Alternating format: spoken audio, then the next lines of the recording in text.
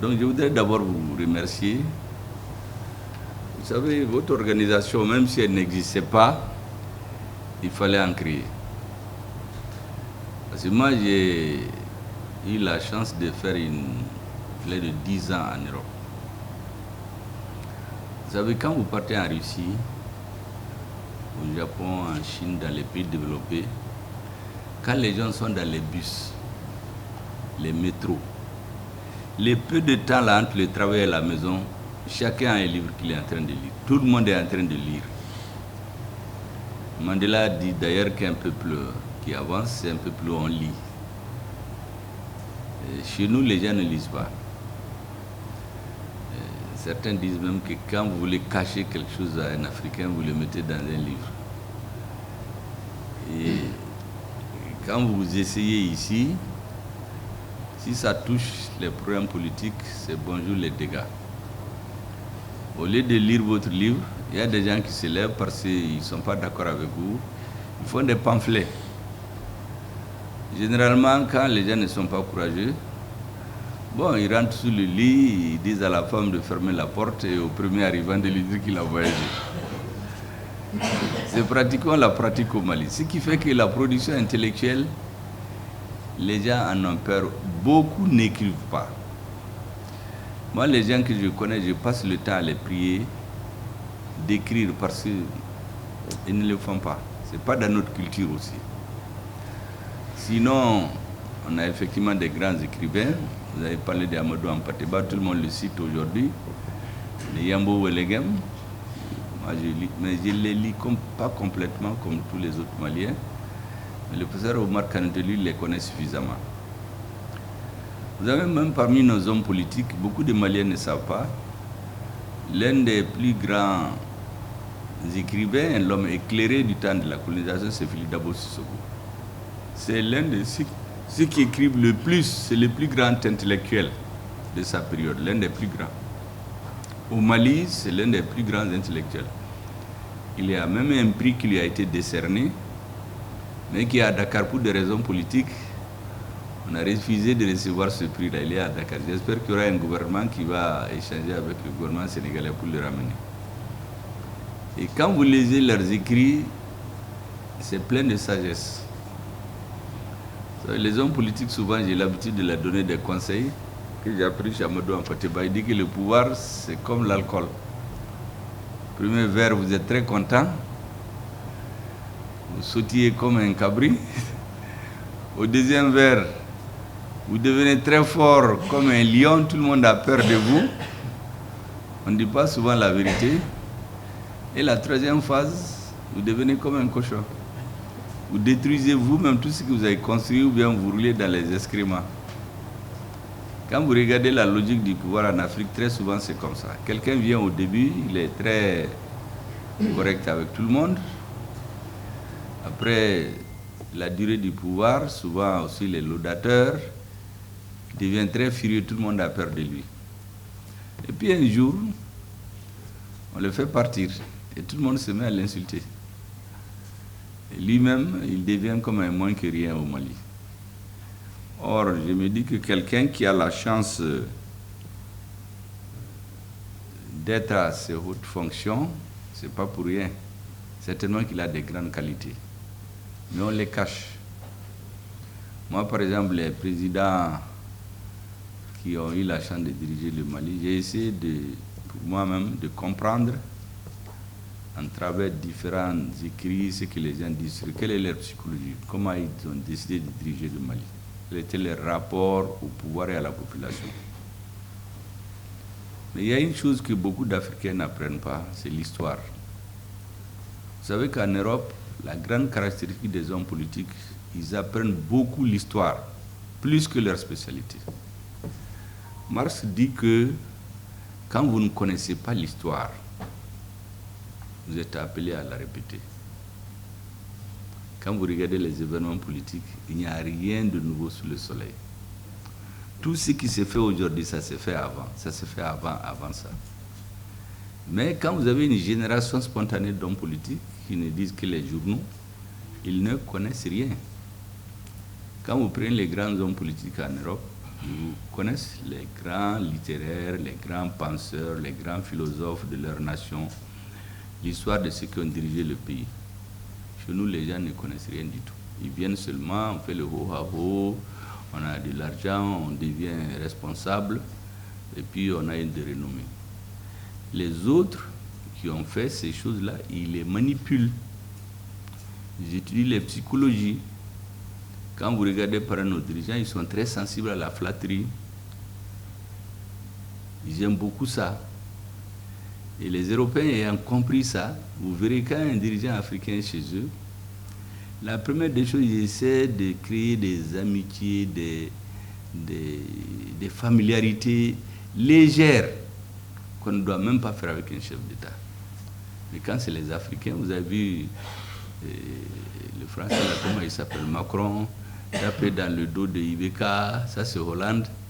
Macron qui prend le président burkinabé, il dit aux gens, ouais, il est parti aux toilettes, le courant va s'éteindre bientôt. Vous voyez, en réalité, quand ils leur font ça, eux, ils sont très contents. Mais eux, ils ont leur projet. Même quand ils arrivent chez nous, ils commencent comme ça. Au début de l'opération Serval, par exemple, moi j'ai assisté à une réunion avec un certain nombre de personnalités. Tout de suite, les Africains, c'est les blagues familiales. Moi, je suis assis, il y a quelqu'un qui a voulu. Les Européens s'assoient, ils nous observaient. Il est venu essayer de blaguer. Je lui ai dit vraiment, asseyez-vous à votre place. Quand on finira notre réunion, on aura le temps de blaguer. Et quelqu'un dit, oui, le DAF, c'est l'homme le plus important ici.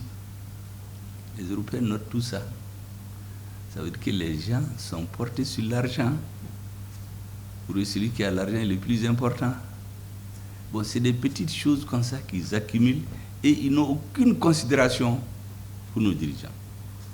C'est pour cela que dans ces pays-là, ils sont convaincus qu'il n'y a pas de dirigeants africains qu'on ne peut pas corrompre. Les chefs d'État deviennent des petits commissionnaires. Il y a des pays, quand les gens vont leur rendre visite, ils mettent des enveloppes d'argent dans leur chambre. Moi, je connais des présidents ici. Ils vont en délégation dans certains pays que je connais. On vient dans la maison, de la chambre de chaque membre de délégation, on met des enveloppes en euros, d'autres en dollars. Bon, ils sont très contents quand ils reviennent. Mais celui qui fait ça, il sait pourquoi il fait ça. Il fait ça du premier au dernier de la délégation, jusqu'au président. Tout ça, ça dénote un peu de la nature des gens, comment ils vont les influencer. Comment vous pouvez imaginer qu'un chef d'État devient un commissionnaire d'un autre chef d'État? On l'a vu ici, les gens ne le savent pas, par exemple, nous on l'a vu. Ou bien vous partez dans un pays, 2 fois, 3 fois, 4 fois, même suivant les usages diplomatiques, ils refusent de venir chez vous. Mais en attendant, ils vous vassalisent avant, par des cadeaux, par des petits accueils. Vous dites que c'est votre ami. Bon, lui, il sait ce qu'il cherche. Donc les gens ne lisent pas chez nous. Moi, j'ai vu récemment, j'ai fait un livre, bien sûr, à sensation, semble-t-il. Il y a des gens qui viennent critiquer le livre. Vous savez ce qu'ils disent? Ah, je ne l'ai pas lu, mais on ne doit pas l'écrire maintenant. Le pays est dans les problèmes, c'est pas maintenant d'écrire. Mais est-ce que le cerveau, la nuit, là? Mais c'est pendant les périodes difficiles qui est la plus grande créativité.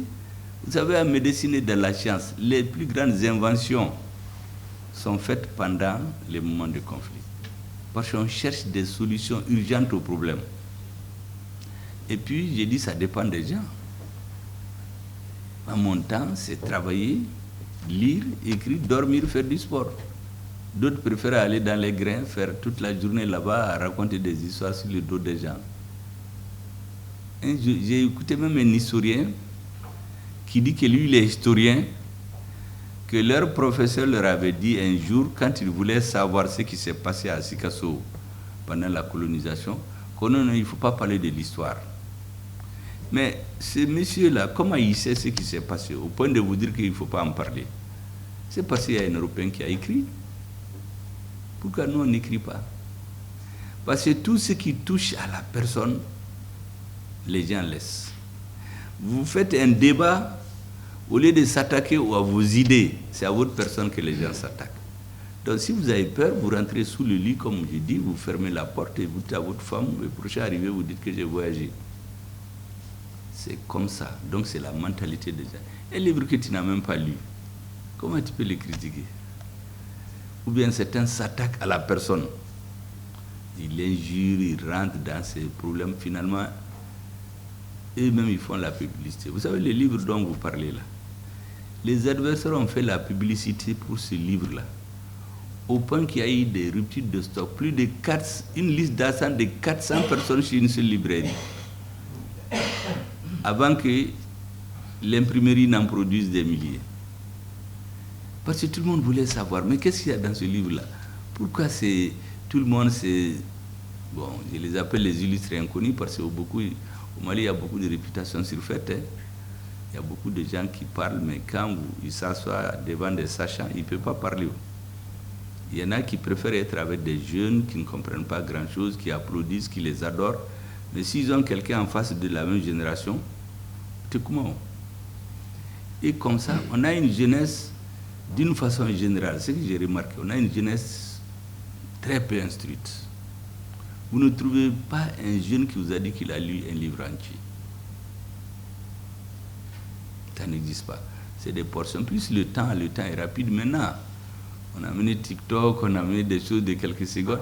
Mais quand vous partez dans les pays qui ont inventé ça, vous partez par exemple dans les pays comme la Chine, les enfants, on ne va jamais les laisser toute la journée devant l'ordinateur.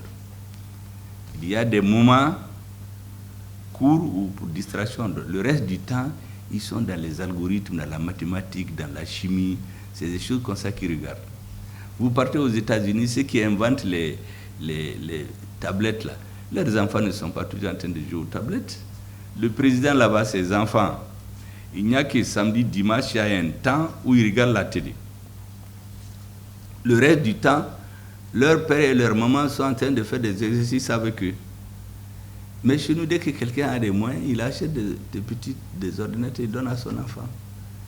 Donc, on formate notre cerveau comme ça. Les gens ont l'impression qu'ils sont à la mode. En réalité, ils deviennent des consommateurs inconscients.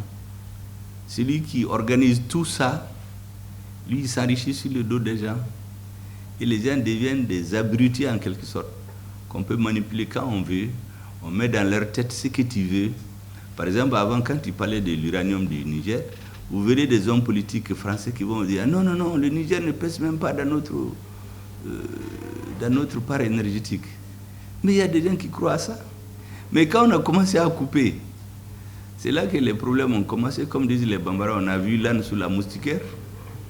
Quand les problèmes ont commencé, vous avez dit, le président du Niger dit qu'une fois, pendant qu'ils avaient la crise, il y a un pays européen qui voulait intervenir.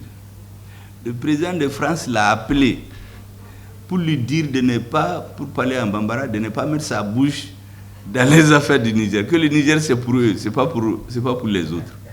Et l'autre a laissé. Imaginez-vous, un pays, vous dites à quelqu'un de ne pas parler avec les gens parce que ce pays, vous êtes les seuls. Moi, j'ai été dans les pays du Moyen-Orient. Il y a quelqu'un, quand je l'ai vu, j'ai dit, vous savez, moi, j'ai failli ne même pas venir chez vous parce que dans notre pays, on nous dit que vous ne faites que ce que la France vous dit de faire. Est-ce que vous savez que dans certains pays, on leur a dit que même pour parler aux Africains, il faut parler d'abord avec les Français ou avec les Européens. Même pour leur parler. Vous savez, quand il y avait la fameuse opération dit G5 Sahel, G5 Sahel a demandé 2 milliards qu'ils n'ont jamais eu, pendant qu'on mettait 100 et quelques milliards en Ukraine en quelques mois. Ils vont commander dans les pays arabes. Quand ils trouvent 100 ou 200 millions, il y a un pays qui collecte au nom des Africains. Il met les 90 millions dans sa poche. Les 10 millions qui restent, il prend des vieux équipements chez lui, il les repeint et on les file aux Africains. Moi, j'ai vu des pays où des militaires ont eu des jambes coupées parce qu'ils sont montés sur un vieil équipement qui s'est effondré en coup de route. C'était des épaves qu'on a peinturées pour leur donner. Il a perdu ses pieds comme ça. Mais celui qui ose parler, ils vont voir vos autorités démocratiquement élues pour vous arnaquer, pour vous smarcher. Si c'est un militaire, on le menace. On lui dit, bon, il voulait faire un coup d'État, on le met en prison. ou bien on le casse en grade. Si c'est un civil, on lui donne de l'argent, ou bien on le baga-baga, et puis c'est tout. Bon, ce système-là, il n'y a que les écrivains qui vont écrire petit à petit, que les gens aient le goût de la lecture. Pour qu'ils soient... Moi, je ne vous ai parlé seulement que du domaine politique, que je connais. Mais il y a beaucoup d'autres domaines, il faut que les gens disent. Chez nous, les gens ne disent pas du tout. Souvent, je me demande comment développer le goût de la lecture. On a énormément de problèmes pour le faire. Même des paragraphes.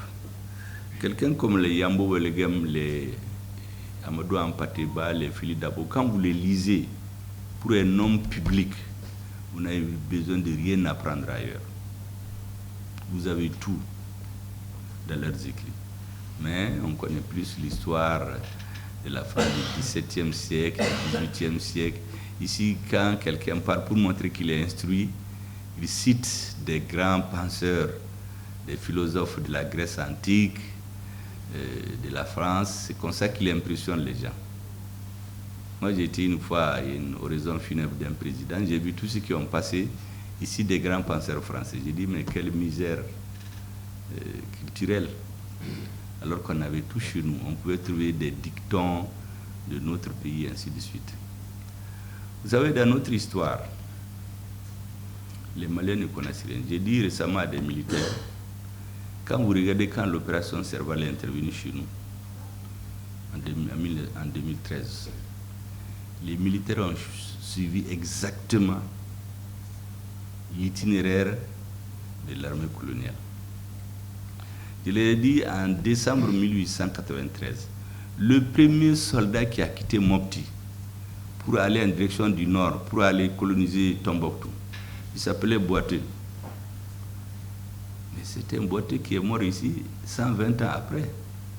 Ils ne font rien au hasard. Même les appellations des opérations, Barkhane, Serval, Takuba, tout ça, ça a une signification.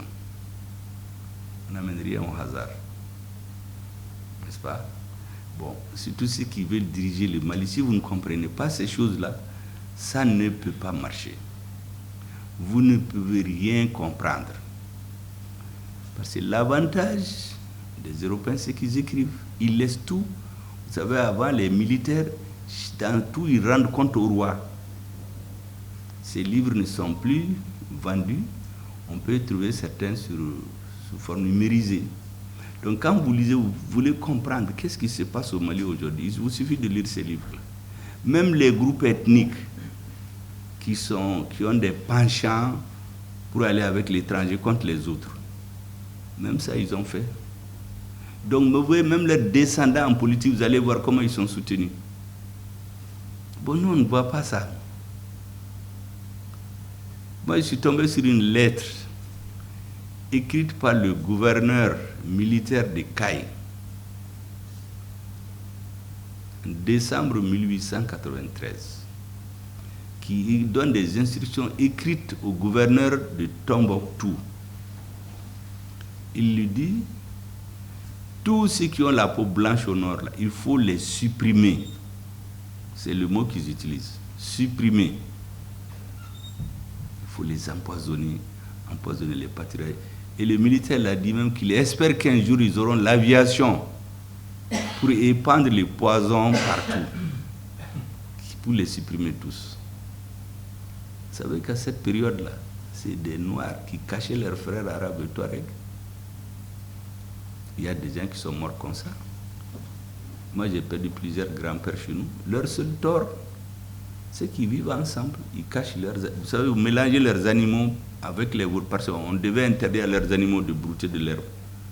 Ou bien on les cache sous les lits. On vous prend, on coupe la tête de quelqu'un pour donner l'exemple. Les autres, on les déporte en Guinée ou à Gorée. Ils font 15 ans de prison, d'autres reviennent, il y en a qui meurent, d'autres retournent, ils racontent aux petits-enfants. Bon, la nouvelle génération, si elle ne connaît pas ça, c'est difficile de gouverner. Bon, quand vous voyez les descendants de ces mêmes gens tenir un autre discours, vous posez des questions. Donc c'est à force de ces interrogations souvent que moi je me pousse à écrire. Actuellement, par exemple, j'ai un ouvrage en chantier, peut-être dans 2 ou 3 mois il va sortir. C'est consacré exclusivement la résistance des populations du Nord à la pénétration coloniale, en mettant l'accent sur le rôle des Touaregs et des Arabes. Parce que ce n'est pas suffisamment connu, surtout par les dirigeants politiques. Et les gens exploitent ça dans les conflits politiques actuels. Vous voyez? Bon, avant, j'avais écrit un peu sur la pénétration et l'histoire des peuplements du Nord. Mais cet aspect n'a pas été suffisamment traité. Même là, vous savez, c'est quand on a renvoyé la MINUSMA que j'ai eu une ruée de gens qui sont venus acheter les livres. Tout le monde voulait rentrer avec mon premier livre chez eux. Donc c'est important qu'ils cherchent à comprendre. Mais avant, il n'y avait rien. Et si vous savez qu'on a trouvé que sous le couvert de l'opération dite des 3 frontières au Takuba, on voulait transformer Menaka en une zone d'entraînement des forces spéciales de l'Union européenne. Tous les pays, on avait plein de demandes. Tout le monde voulait envoyer ses forces spéciales. Les premiers qui ont couru pour venir, c'était les Danois. Ils n'avaient aucun papier. Il y avait les Portugais, il y avait les Hongrois qui avaient leurs demandes. Quand on a dit, mais comment vous êtes venus? Il dit, non, non, c'est l'ancien président. On dit que l'ancien président est mort.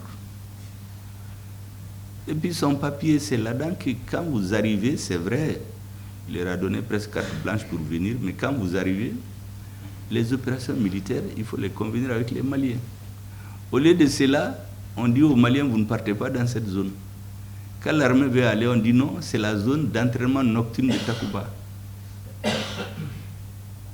Donc, c'est lui qui ne comprend pas ça là. Vous allez rester seulement, on vous donne de l'argent, vous voyagez, vous avez des parfums, et puis c'est tout. C'est la jouissance qui vous intéresse. Bon, si vous êtes à la tête d'un pays, vous allez le vendre par omission, souvent même sans savoir. Alors que les autres, ils sont imbus d'histoire. Ils lisent beaucoup comment les choses se sont passées. Quand Hollande a écrit, il a marqué cette histoire des boiteux. Moi, j'avais écrit ça avant lui. Donc vraiment, les pays comptent beaucoup sur vous, surtout la jeunesse. Et puis la lecture, ça ouvre l'esprit des gens.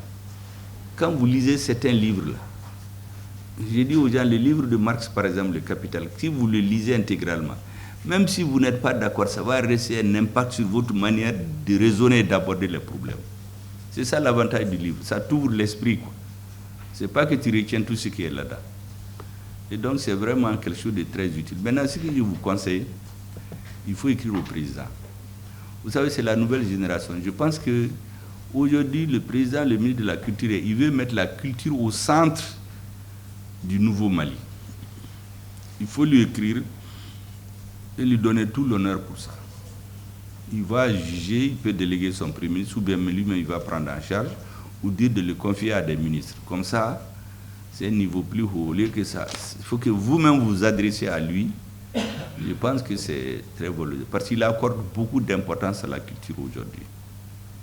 Le ministre de la Culture d'ailleurs profite pour souvent s'imposer aux autres.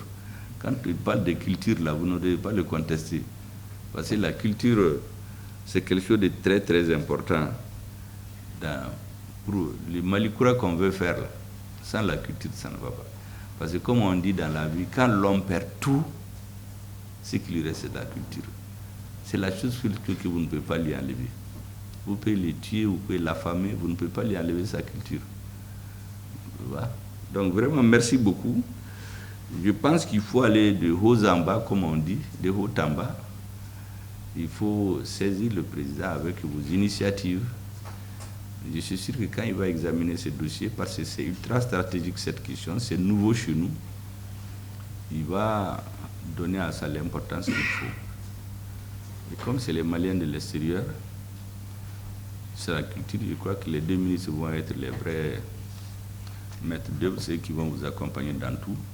Mais si c'est la présidence qui pilote ça, nous allons au niveau du gouvernement traiter ça, comme on dit, avec les 2 mains. En tout cas, merci beaucoup. Et nous sommes très heureux de votre visite. Je crois que ça doit avoir une suite pour que, dans quelques années, vous puissiez vous rappeler de l'année 2024, année au cours de laquelle vous avez posé une nouvelle pierre dans la construction nationale. en initiant cette organisation qui me semble très très importante pour l'avenir de notre pays. C'est ce que je veux dire, M. Diakité. Et merci beaucoup. Et j'espère que vos prochaines activités vont sensibiliser davantage les Maliens. Merci beaucoup. La séance est levée. Merci.